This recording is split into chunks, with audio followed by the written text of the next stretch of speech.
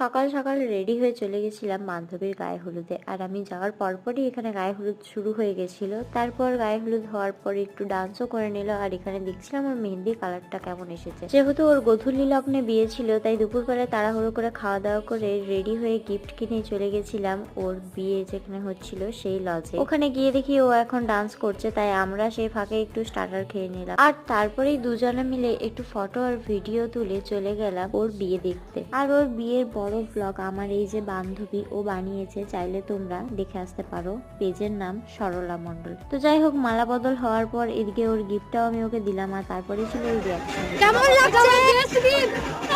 তো যাই হোক, সেখানে বেশ কিছুক্ষণ বসে থেকে ওর বিয়ের রিচুয়ালস দেখছিলাম। তারপরে এই সরলাময়ী আমাকে জোর করে এটাতে উঠিয়েছিল, কিন্তু আমার একটুও ইচ্ছা ছিল না বলে আমি নেমে গেছিলাম। আর তারপরে হঠাৎই দেখা হলো এই বোনটার সাথে। ও বলছিল ভিডিওতে নিতে, তাই নিয়ে নিলাম। আর তারপরে খাওয়া দাওয়া করে চলে এসেছিলাম বাড়ি।